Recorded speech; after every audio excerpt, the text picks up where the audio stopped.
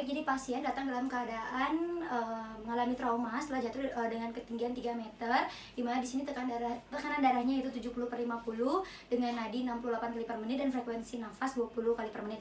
Nah, di sini saya akan mendemonstrasikan bagaimana penggunaan back valve mask pada pasien tersebut. Nah, sebelumnya di sini kita lakukan cuci tangan terlebih dahulu.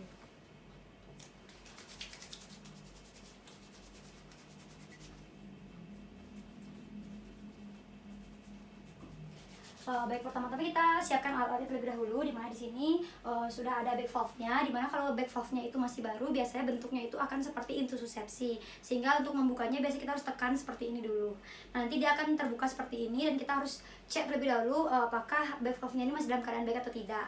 Nah, pertama-tama kita cek terlebih dahulu di bagian leaf valve mask-nya, di mana apabila dilakukan penekanan seperti ini, biasanya nanti leaf valve-nya itu akan membuka dan menutup. Lalu kita juga harus mengecek apakah ada sumbatan pada bagian leaf valve-nya. Nah, di sini teraba adanya udara sehingga tidak ada sumbatan dari bagian leaf valve-nya. Tentunya kita juga harus mengecek pada bagian saluran yang menghubungkan ke tabung oksigen dan juga back reservoir, apakah ada sumbatan atau tidak. Nah, di sini teraba adanya udara sehingga tidak adanya sumbatan. Nah, selanjutnya di sini kita mulai memasangkan alatnya, di mana sungkup yang digunakan usahakan sudah sesuai dengan ukuran wajah dari pasien. Nah, selanjutnya di sini kita pasang back reservoir-nya terlebih dahulu.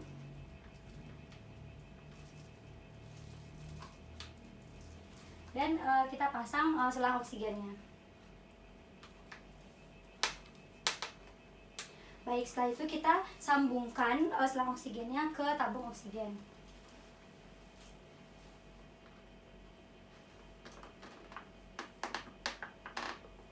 Baik, setelah terpasang dengan baik, di sini kita dapat menyalakan tabung oksigennya dan kita atur berapa liter oksigen yang akan diberikan. Di sini saya menggunakan 12 liter. Nah, setelah itu di sini karena kita harus melakukan inspeksi terlebih dahulu dengan pasien, di mana pasien ini masih dalam keadaan sadar, di mana kita dapat melakukan, karena di sini pasien juga mengeluh adanya nyeri pada leher yang tidak dapat digerakkan. Jadi di sini kita dapat menggunakan manuver jaw thrust untuk menilai apakah adanya keadaan yang atau benda asing ataupun lidah yang jatuh ke belakang sehingga menutup jalan nafas pasien. Jadi jaw thrust itu dilakukan seperti ini. Nah, di sini kita nilai apabila keadaan pasien di sini tidak menutup jalan nafas, maka tidak perlu dipasangkan pipa orofaring, di mana pada kasus di sini pasien masih dalam keadaan sadar. Nah, selanjutnya karena tidak perlu dilakukan pemasangan pipa orofaring, selanjutnya kita langsung memberikan bantuan nafas dengan back valve mask. Jadi pertama-tama back valve mask itu, back valve-nya kita pegang dengan menggunakan tangan kanan, lalu tangan kiri itu membentuk seperti huruf C dan huruf E. Nah, huruf C ini nantinya akan memfiksasi di bagian sungkupnya, lalu huruf E ini nantinya yang akan membantu memfiksasi di bagian mandibulanya. Jadi seperti ini ya. Baik, sebelumnya seharusnya pasien juga harus dipasangkan cervical collar untuk mencegah adanya kerusakan dari tulang cervicalnya. Nah, di mana kita pastikan terlebih dahulu sungkupnya sudah menutupi di daerah mulut, tidak ada celah-celah yang terlihat baik di kanan dan kiri. Jadi dipastikan sudah rapat, lalu di bagian kanannya ini yang akan memompa. Nah, kita langsung memberikan ventilasi mekanik setiap 5 detik. Jadi 1, 2, 3, 4, 5 pompa, 1, 2, 3, 4, 5 pompa, 1, 2, 3, 4, 5 pompa.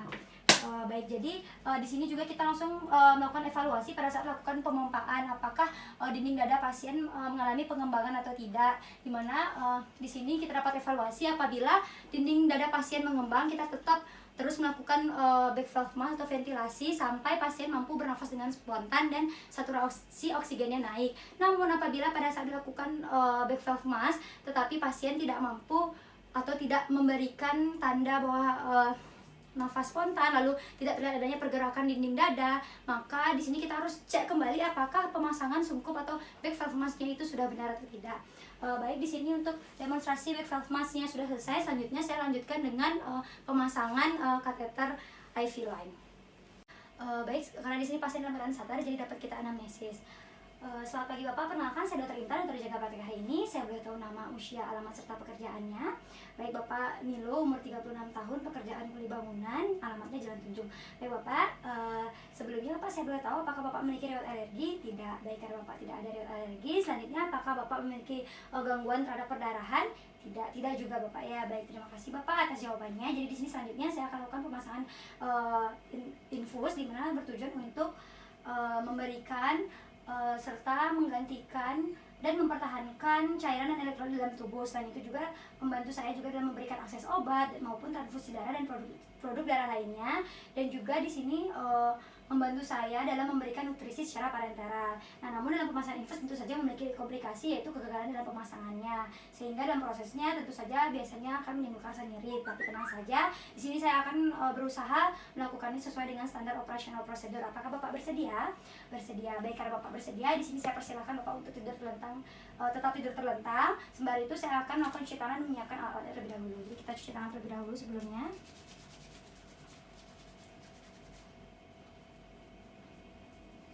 Baik, jadi di sini pastikan alat-alatnya sudah siap seperti yang terlihat. Lalu di sini kita lihat, kita buka dulu aboketnya. Seperti ini. Jadi sebelumnya ini sudah saya buka ya karena saya pakai latihan. Dan selanjutnya kita siapkan infusetnya. Di sini juga sudah terbuka.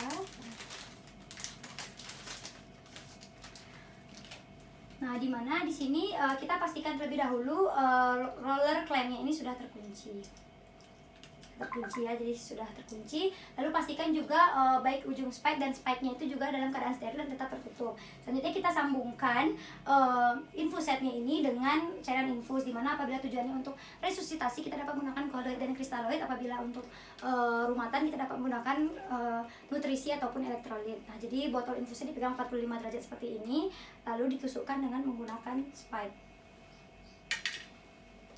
searah botol. Baik, apabila sudah masuk seperti ini, kita dapat balikkan infus dan gantung di tiang infus. Lalu kita dapat mengisi drip chamber sampai kira-kira setengahnya. Nah, apabila sudah setengahnya, di sini kita alirkan cairan infusnya ke selang infus dengan melonggarkan roller clamp. Nah, apabila sudah longgar, kita lihat apakah cairan infusnya sudah keluar dari ujung spike-nya. Jika sudah, kita tutup kembali, kita kencangkan kembali. Ini sudah keluar ya cairannya. Lalu kita tetapkan dia dalam keadaan steril. Nah, selanjutnya Bapak di sini alatnya sudah siap. Sebelumnya saya boleh tanya, Bapak dominan menggunakan tangan yang mana?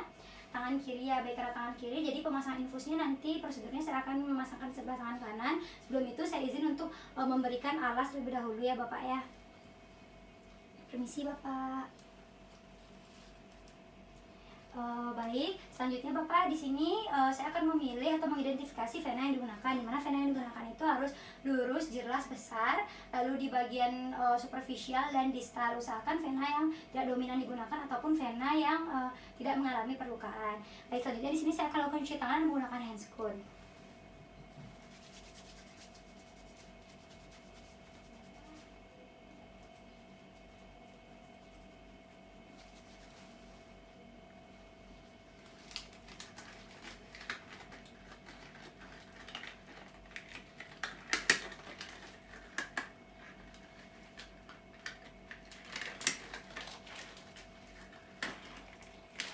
Pastikan kita dalam keadaan steril.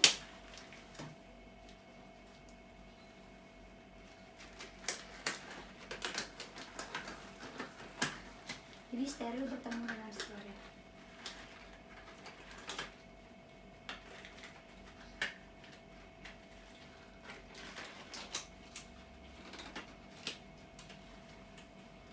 Baik, selanjutnya di sini Bapak, saya izin untuk memasangkan torniketnya terlebih dahulu.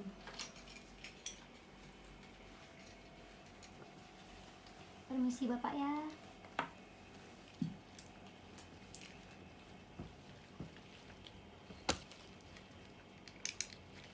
Lalu kita eratkan, namun jangan sampai terlalu erat agar tidak menyumbat pembuluh darah. Nah, selanjutnya di sini kita dapat melakukan penilaian terhadap melakukan penepukan terhadap vena yang dipilih seperti ini. Nah, setelah itu di sini kita dapat melakukan pembersihan dengan menggunakan alkohol swab. Jadi sebelumnya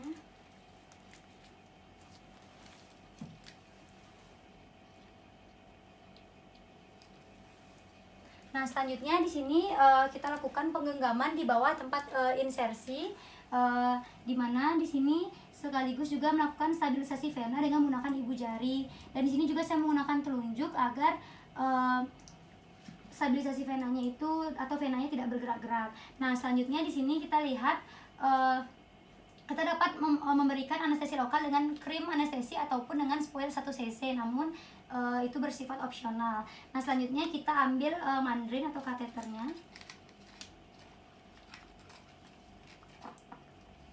dimana kita buka terlebih dahulu.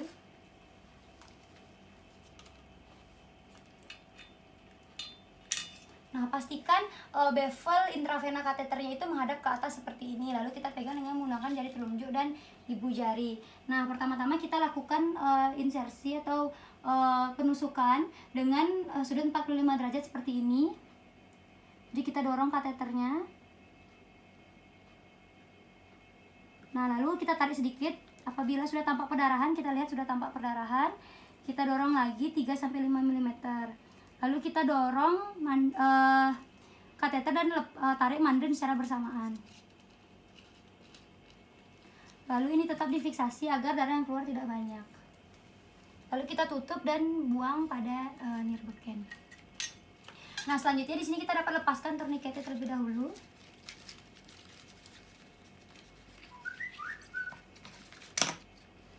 Permisi Pak ya.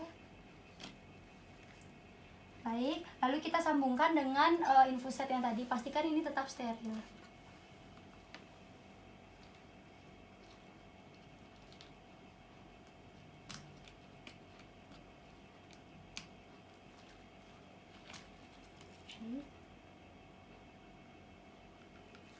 Baik. Baik, apabila sudah terpasang, di sini kita kendorkan roller clamp-nya agar cairannya itu masuk. Nah, setelah itu di sini kita lakukan pembersihan dari darah-darah yang keluar ataupun cairan yang keluar dengan menggunakan kasa steril yang berisi dengan NaCl sebelumnya. Kita bersihkan terlebih dahulu darah-darah ataupun cairan yang keluar. Selanjutnya kita keringkan dengan menggunakan kasa steril kering juga.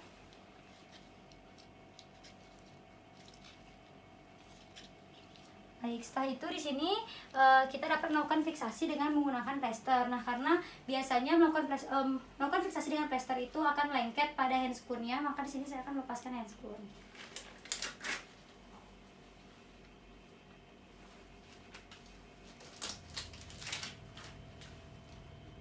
Baik, nah di sini plesternya yaitu dengan membentuk huruf V.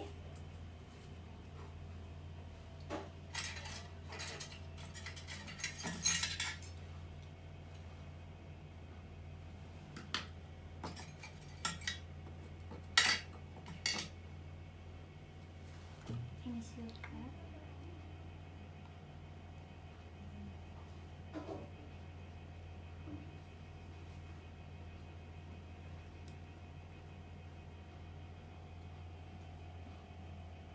Nah, setelah itu kita bentangkan lagi untuk memfiksasi.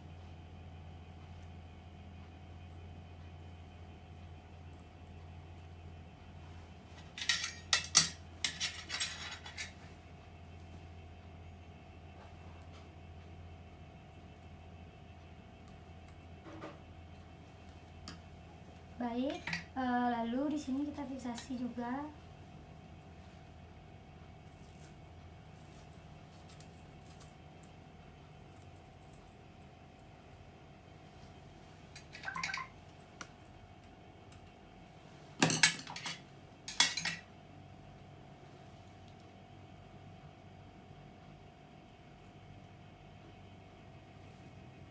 Seperti ini. Nah, selanjutnya di sini kita dapat memberikan label dengan menggunakan Hivafix yang dimana sebelumnya sudah berisi nama dan tanggal pemberian infus. Ini seperti ini.